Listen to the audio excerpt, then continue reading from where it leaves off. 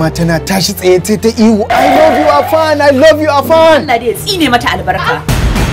Me ta miki saboda ta so abin da na so. To kayi asarar kaya rashin zuwa kaje din nan. Ai kaya ba sa karewa a gari. Ko gobe ma kana nan zaka ji wasu sun iso. Kifa fa kake kana so na. Idan baka same ni fa zaka haukace. Ko kadan mun taba ji ina son Sara cikin zuciyata. Ban taba son mutum a duniya irin Afan ba. Sun shi ya riga ya mamaye min zuciyata. Abu idan ban samu Afan ba, ba zan taba samun kwanciyar hankali a rayuwata ba. It's 2016 and it's a brand new presentation from the Palace of Kwashiwa, Abnur Entertainment. Afra.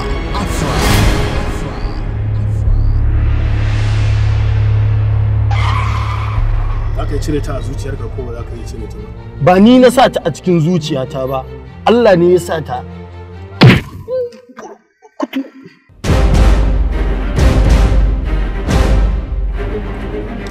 Zaka yi cire ta ko in jefa shashi a cikin zuciyarka ku zauna tare.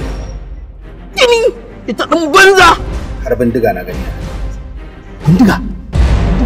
Afra, breathtaking beauty, charismatic, charming and adorable, in endless love with a celebrity. Afra. Suspense, love, emotion, backbiting, backstabbing, hypocrisy, deception. Afra. High voltage drama, confusion and tension as never. Afra. Idan kai babu ruwa a idanunka, ni ina da shi. Tunda har za ka tsaya a gabana ka furta irin waɗannan kalaman. Mu bar wannan zance tsakanin ni da kai.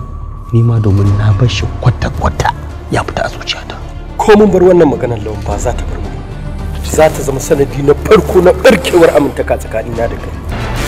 Afra, a Nura M. Ino movie, screenplay by Yakub M. Kumo, assistant director Aminu S. Polo. Afra. Produced by Abdul Ahmad Kwashiwa and directed by Sadiq and Mafia.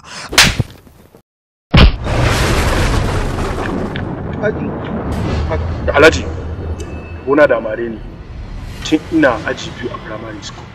Shi ma malamin da ya mare ni sai da fasa kansa da dutse. Kai ma yau zan fasa kanka amma da bindiga.